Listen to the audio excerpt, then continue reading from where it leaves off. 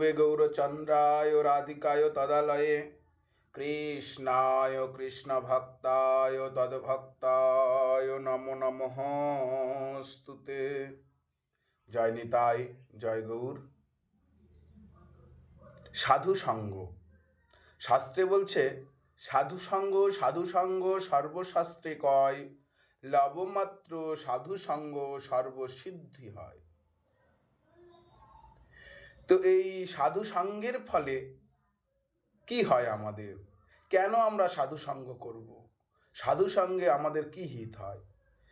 বলছে সাধু সঙ্গের ফলে আমাদের হিত হয়, আমরা কৃষ্ণ প্রেম লাভ করতে পারি। এর আগের আলোচনায় বলছিলাম যে সাধক কখনোই সরাসরি প্রেম প্রাপ্তি হতে পারে না। সাধক কখন প্রেম প্রাপ্তি হয়? সাধক কোনো একজন প্রেমিক বৈষ্ণবের সঙ্গ করে সেই প্রেমিক বৈষ্ণব হইতে সামান্য কিঞ্চিত পরিমাণ প্রেম ভক্তি প্রাপ্ত হয়ে থাকে। তাই এই সদাচার নিষ্ঠাবান বৈষ্ণবনিষ্ঠ সাধু সঙ্গ করতে হবে। সাধু কেমন হবে? সাধু হবে নিষ্কঞ্চন। সাধু সদা সর্বক্ষণ হরি কথা বলবে। আমরা বৈষ্ণব বন্দনায় গিয়ে থাকি, গঙ্গার পরশ হইলে পাশ্চাত্য পাবন, দর্শনে পবিত্র করো এই তোমার গুণ। সাধুর মধ্যে শক্তি থাকবে। কি শক্তি? গঙ্গার মধ্যে যেমন শক্তি রয়েছে, গঙ্গাকে স্পর্শ করলে, গঙ্গায় অবগাহন করলে, গঙ্গায় স্নান করলে মানুষ কি হয়? পাপ মুক্ত হয়, পবিত্র হইয়া থাকে। তদ্রূপ যদি আমরা বৈষ্ণব দর্শন করতে পারি, সেই বৈষ্ণব দর্শনের ফলে আমরা পবিত্র হইয়া থাকি। এই জন্য আমাদের বৈষ্ণব দর্শন করতে হবে। এই বৈষ্ণব দর্শনের ফলে আমরা পবিত্র হব। এই শক্তি সাধুর ভিতরে থাকবে, বৈষ্ণবের ভিতরে থাকবে। যদি এই রকম সাধু সঙ্গ করতে পারি, এই রকম বৈষ্ণব সঙ্গ করতে পারি, তাহলেই আমাদের কৃপা হবে। বৈষ্ণব ভক্ত হবে নিষ্কাঞ্চন। মহাপ্রভুর যে তৃণাদপি শনিচন শ্লোক রয়েছে, সেই তৃণ হইতে ছোট হয়ে বৈষ্ণব থাকবে। একটি সত্য দৃষ্টান্ত, একজন সাধক আর বৃন্দাবনে গিয়ে বৃন্দাবন 84 কোশ পরিক্রমা করলেন। করবার পর বৃন্দাবনের শ্রেষ্ঠ স্থান শ্রী গিরিরাজ গোবর্ধনে এলেন। এই গিরিরাজ গোবর্ধনের মধ্যে সর্বশ্রেষ্ঠ হলেন শ্রী শ্রী রাধাকুণ্ড। রাধাকুণ্ডে এসে একজন সদাচার নিষ্ঠাবান বাবাজি মহারাজের কাছে কি করলেন? দীক্ষাপ্রাপ্ত হলেন। তিনি দীক্ষা গ্রহণ করলেন। অনেক বিবেচনা করে সদাচার দেখে উনি কি করলেন? গুরুকরণ করলেন। আর কি হলো? গুরুকরণের পর উনি আর সেখান থেকে একটি জঙ্গলে গিয়ে, বনের মধ্যে গিয়ে, আর একটি গাছতলায়, পুকুর পাড়ে একটি গাছতলায় বসে হরিনাম জপ করছেন। ত্রিসন্ধ্যা মন্ত্র জপ, মন্ত্রস্মরণ, নীলাস্মরণ, যোগপীঠ সাধন মনোযোগ সহকারে করছেন। হঠাৎই একদিন তার মনে হলো, আচ্ছা, আমি তো এই স্থানে বসে আর মনের আনন্দে ভজন করছি, কিন্তু আমাকে কেমন কৃপণ বলে মনে হচ্ছে। আমি তো মন্ত্র পেয়েছি, আমি তো সিদ্ধ মন্ত্র পেয়েছি। এই সিদ্ধ মন্ত্র জপ করে, হরিনাম করে, সাধন করে, নির্জনে থেকে নিরপরাধে যদি আমি থাকতে পারি, তাহলে আমি অবশ্যই গোবিন্দ প্রাপ্তি হব। রাধারানীর রাতুল রাঙাচরণে আমার আশ্রয় হবে, আমি রাধারানীর সেবা করতে পারবো। কিন্তু আমি যে রসগোল্লা পেয়েছি, এই রসগোল্লা যদি নিজে নিজেই আস্বাদন করে আর মুখ মুছে থাকি, তাহলে তো আমি কৃপণ বলে জগতে ঘোষিত হব। কিন্তু আমি তো কৃপণ হতে চাই না। তবে আমাকে কি করতে হবে? আমাকে এই যে মহামূল্যবান যে রসগোল্লা, এই অমৃতময় প্রেম প্রাপ্ত আমি বৈষ্ণব চরণ কাছ থেকে হয়েছি, এই প্রেম আমাকে কি করতে হবে? সর্বত্র প্রচার করতে হবে। আমি নিজে পেয়েছি, আমি অন্তত একজনকে তো এই কৃষ্ণ প্রেম প্রদান করতে পারবো, অন্তত একজনকে তো ভক্তিপথে নিয়ে আসতে পারবো। এই ভাবনায় সেই বাবাজি মহারাজ কি করলেন? একটি নগরীতে এসে আর একটি বৃক্ষতলায় বসে উনি মনের আনন্দে মধুমাখা হরিনাম গাইছেন। হরে কৃষ্ণ হরে কৃষ্ণ কৃষ্ণ কৃষ্ণ হরে হরে হরে রাম রাম রাম হরে হরে। এইভাবে উনি এই এক নাম আর জপ করে চলেছেন। এই পাশেই ছিল টিউবওয়েল, আর নগরীর মায়েরা এসে টিউবওয়েল থেকে জল নিয়ে যায় আর দেখছে, আচ্ছা এখানে এক হোক্কা বাবাজি, একেবারে সেই কি আর বলবো, মোটা গাটা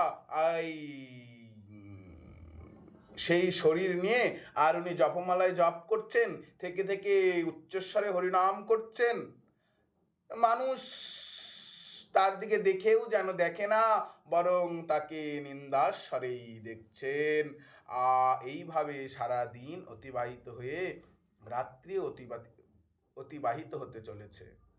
এমন সময় শহর থেকে একজন বাড়ি ফিরলেন। বাড়ি ফিরে উনি যা কিছু ওনার খাদ্যদ্রব্য গ্রহণ করলেন, আর গ্রহণ করে উনি বিছানায় যখন শয়ন শয্যায় গিয়েছে, আর পূর্ব দিকের জানলাটা খুলে দিয়েছে। পূর্ব দিকের জানালাটা খুলতেই রাত্রিবেলা অন্ধকার, চারিদিকে শান্ত স্তব্ধ, একেবারে সুন্দর এক মনোরম আকাশে পূর্ণিমার চাঁদ আকাশে উঠেছে, চন্দ্র ঝলমল করছে, রাত্রি তখন সুগভীর রাত। আর এদিকে বাবাজি মহারাজ ওই গাছের তলায় বসে সুন্দর মধুর কণ্ঠে, কোকিল কণ্ঠে হরির নাম সংকীর্তন করছে। আর সেই নামের যে শব্দ, যে সুর, তা ধেয়ে আসছে এই জানালার দিকে, পূর্ব দিকে। উনি এই আওয়াজটা কণ্ঠে পেয়েই ওনার গিন্নিকে বলছে, গিন্নি, আচ্ছা দূর হইতে একটি সুন্দর কণ্ঠে কি যেন ভেসে আসছে শব্দরূপী, আমার তো প্রচন্ড ভালো লাগছে, এ কোথায় হচ্ছে তুমি জানো? বলছে, আর কোকিল কণ্ঠী, কি যে বলো তুমি, মায়েদের ব্যাপার জানেনই তো। আর কোকিল কণ্ঠী, ওই যে হোৎকাপাড়া এক বাবাজি, আর কোথায় থেকে এসেছে, সাত সকালে এসে বসেছে, হরিনাম করছে না কি বলছে, ওই একই নাম, হরে কৃষ্ণ হরে কৃষ্ণ কৃষ্ণ কৃষ্ণ হরে হরে, হরে রাম রাম রাম হরে হরে, এই এই এই একই নাম আর ঘুরিয়ে ঘুরিয়ে উনি করছেন। আর গ্রামের লোক তো সকলে অতৃষ্ট হয়ে গেছে, সাধুকে কেউ কিছু বলছে না, কিন্তু সকলেই অতৃষ্ট হয়ে গেছে। উনি সারাদিন ওই এক জায়গায় বসে সারাদিন একইভাবে ওই কানের মাথাটা খেয়ে নিল গো।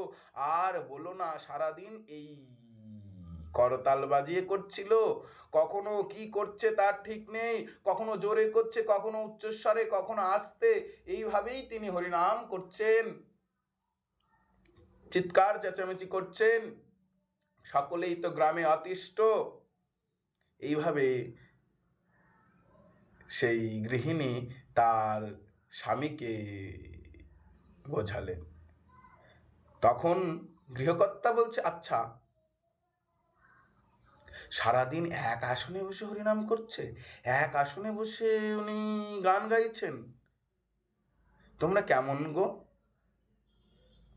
গ্রামে একজন সাধু এসেছে, উনি আর এক আসনে বসে হরিনাম করছে, আর তোমরা তাকে কি বলছো, এইভাবে বলছো? উনি তো সারাদিন তার মানে কিছুই গ্রহণ করেন নাই, শিগগিরই চলো ওনাকে কিছু দিয়ে আসি। আচ্ছা উনি তো আমাদের অন্ন গ্রহণ করবে না, অন্তত দুটো চারটে ফল ওনাকে তো দিয়ে আসতে পারি, চলো।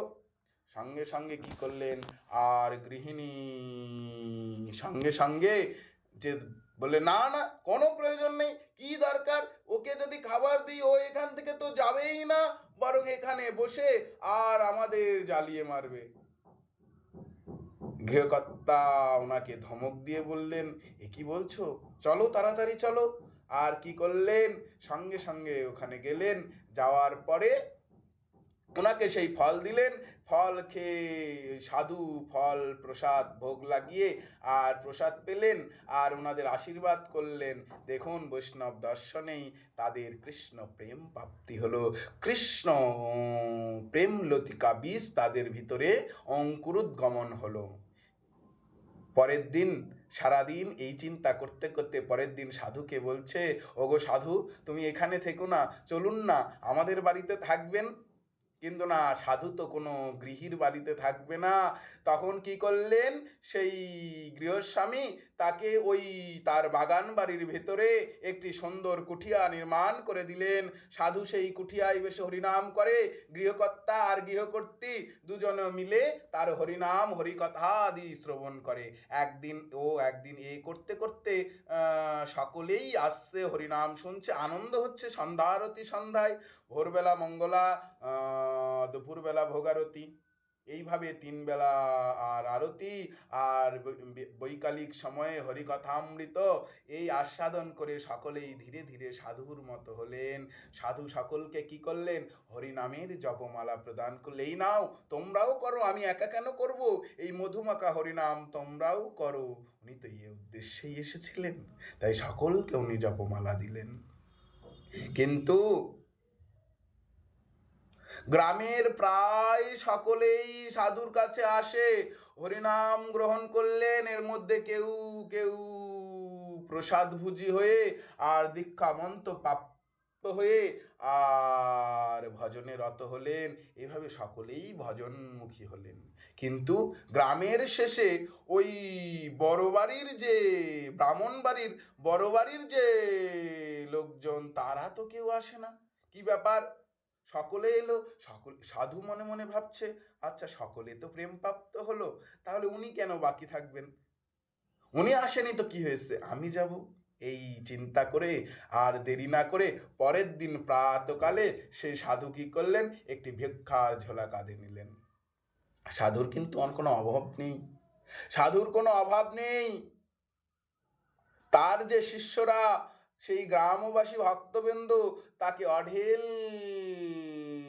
তরি তরকারি, অন্ন এবং বাসন থেকে শুরু করে মহাপ্রভুর শ্রীবিগ্রহ, গৌর সুন্দরের শ্রীবিগ্রহ, নিতাই চাঁদের শ্রীবিগ্রহ, রাধা গোবিন্দের যুগল বিগ্রহ, সমস্ত কিছুই তার কুঠিয়াতে হয়েছে। মনের আনন্দেই সাধু ভজন করছিলেন। কিন্তু ওই যে নিজ কার্য নাহি তবু যান পর ঘর, নিজের কাজ নাই, পরের উপকারার্থে, ওই গৃহিণীর উপকারার্থে, ওই গৃহস্বামীর উপকারার্থে উনি কি করলেন, ভিক্ষার ঝোলা কাঁধে নিয়ে আর পতিত যেতে শুরু করলেন।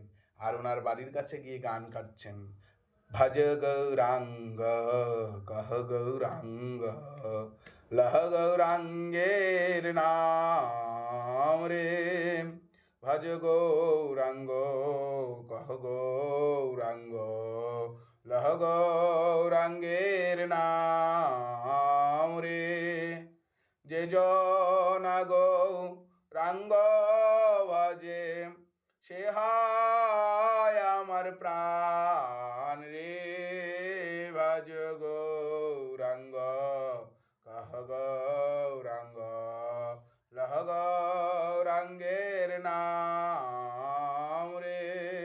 এইভাবে প্রভাত সুরে আর গৌর নাম করতে করতে উনি সেই গৃহিণীর বাড়িতে গিয়ে উপস্থিত হয়েছেন।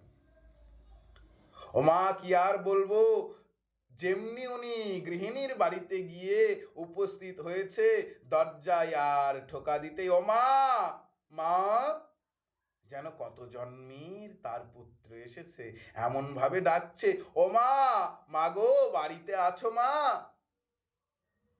গৃহিণী একটু দজ্জাল, কে গো, কে?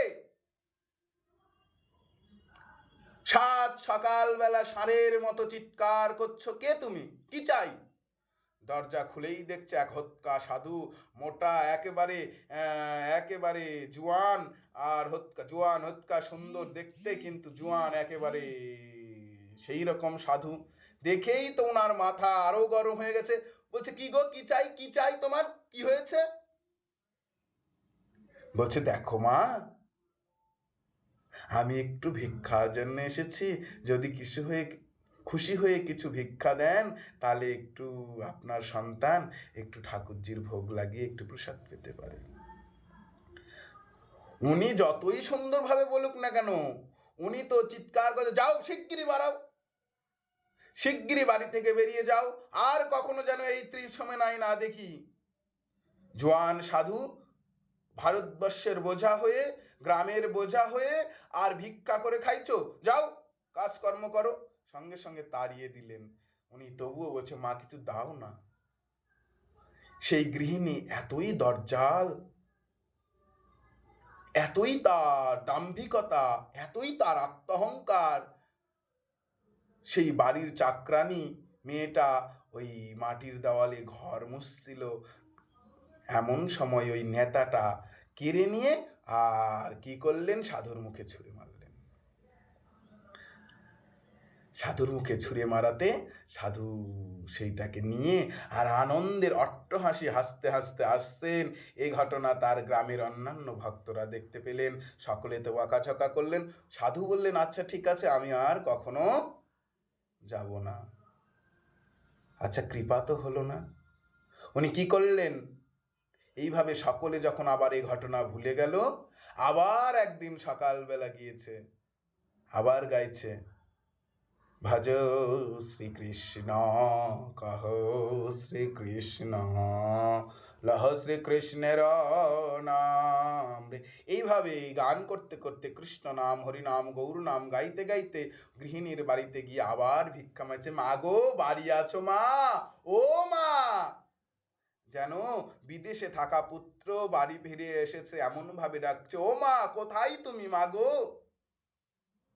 বলতেই আর আজ তো আর কোনো কথাই নেই, একেবারে কি করেছে, একটি ছাইয়ের ডালি নিয়ে সেই ছাইয়ের ডালিটা তার মুখে ছুঁড়ে মেরেছে। যাও শিগগিরই বাড়াও এখান থেকে, খবরদার আর যেন না দেখি। আর একদিন এত অপমান করলাম, এত কথা বললাম, তোমার শিক্ষা হয়নি? আসলে তো তোমরা মান সম্মান নেই, মান সম্মানবিহীন, তোমাদের কোনো সম্মান জ্ঞান নেই। তোমাদের যতই অসম্মান করি না কেন, তোমরা তো কথা শুনবার মানুষ নয়, যাও শিগগিরই যাও। এই বলে ওই ছাইয়ের ডালিটা তার মুখে ছুঁড়ে মারলেন। আর কি হলো, ছাইয়ের ডালি উল্টে গিয়ে সাধুর সর্বাঙ্গ ছাই মেখে গেল। ওই ঝোলার মধ্যেও সাধুর কিছু, ওই সাধুর ঝোলার মধ্যেও কিছু ছাই ঢুকে গেল। আর উনি ওই ছাইটাকে আর একটু ঝোলার মধ্যে ঢুকিয়ে নিয়ে উনি আর কি করলেন, সেই ছাইকেই জড়িয়ে ধরে হাসতে হাসতে গেলেন। সেদিনের ন্যায় আজও কি হলো, সেই ঘটনা অন্যান্য ভক্তরা দেখতে পেল। গুরুদেবকে তো শাসাচ্ছেন, আপনি খবরদার যদি গিয়েছেন, আপনার কিসের অভাব বলুন তো, কিসের অভাব? এর আগের দিন পাটের ফিসা দিয়েছিল, সেই পাটের ফিসাটাকে সাধু কি করেছিল জানো? পাটের ফিসাটাকে ধুইয়ে উনি শুকিয়ে সেইটা দিয়ে সলতা করে গোবিন্দের আরতি করেছে। আর আজ যখন ছাই দিয়েছে, ছাই বলছে, ছাই তোমরা তো সব দিয়েছো, ছাই দেওনি। গ্যাসে রান্না তো ছাই পাওয়া যায় না, তাই মা আমাকে খুব ভালোবাসে, খুব আদর করে আমাকে ছাইগুলো দিয়েছে, যাতে আমি গৌর গোবিন্দের এই বাসনগুলো ভালোভাবে মাজতে পারি, সেই জন্য। বলছে, বাহ বাহ বাহ বাহ, আপনি খুব ভালো, খুব ভালো কথা বললেন। আর কখনো যদি আপনাকে দেখেছি, তারপরে আপনার ব্যবস্থা আমরা করব, একেবারে আর যেন ওই বাড়িতে কখনো না যাওয়া হয়। সমস্ত শিষ্যরা তাকে তো অনেক বকাঝকা করলেন, স্নেহবশত তাকে শাসন করলেন। আর উনি বললেন, ঠিক আছে, আর কখনো যাব না। উনি হরিনাম করেন আর মনে মনে ভাবেন, আচ্ছা সকলেরই কৃপা হলো, তাহলে কি ওই ব্যক্তিরই কৃপা হবে না? ওই মায়ের প্রতি কি তোমার কৃপা হবে না প্রভু? এই বলে কাঁদেন। এইভাবে দিন অতিবাহিত হতে লাগলো। কিছুদিন বাদে আবার উনি গিয়েছেন সকালবেলা হরিনাম করতে করতে, গিয়ে এবার ভিক্ষা চেয়েছেন। উনি তো অনেক চিৎকার চেঁচামেচি করলেন, কিন্তু ওই চাকরান্নি বাড়িতে যে কাজ করে ভদ্রমহিলা, উনি বলেন, আচ্ছা মা, আপনার এত সম্পত্তি, এক মুঠো কিছু দিলেই তো উনি চলে যায়, এত চিৎকার করার কি আছে? চিৎকার করলে কি আপনার ভালো লাগে বলুন তো? দিন না এক মুঠো চাল ঢাল কিছু দিয়ে দিন, চলে যাবে। আচ্ছা, চাকরান্নির কথাই ওখানে ওই খুদ রাখা ছিল। খুদ বলতে চালের ভাঙা, সেই চাল ভাঙা খুদ তাকে দিলেন 1 মুঠ। এইভাবে 1 মুঠ তুলে দিলেন, যাও আর যেন কখনো না দেখি। আচ্ছা, উনি সেইটা নিয়েই আর ফেরত চলে এলেন। আর বাড়িতে এসে আজ আনন্দের শেষ নাই। মা আমাকে চাল দিয়েছে। উনি কি করলেন, দুধের জোগাড় করলেন, আর দুধের জোগাড় করে দুধের মধ্যে চাল দিয়ে মিষ্টান্ন উনি রন্ধন করলেন।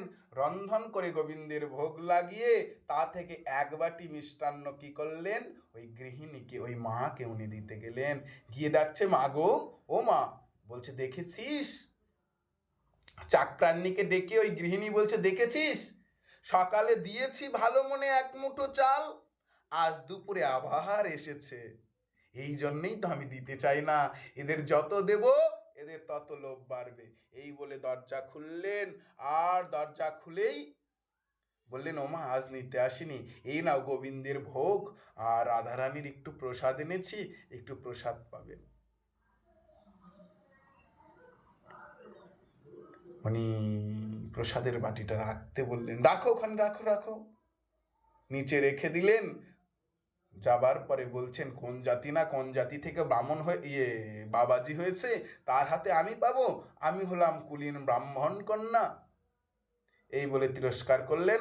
আর বাড়ির চাকরানীকে বললেন, এই যাওয়ার সময় নিয়ে যাস, ওই সাধু প্রসাদ দিয়ে গেছে, যাওয়ার সময় নিয়ে যাস। আচ্ছা, রেখে দিয়েছে ঢেকে কলা পাতা দিয়ে।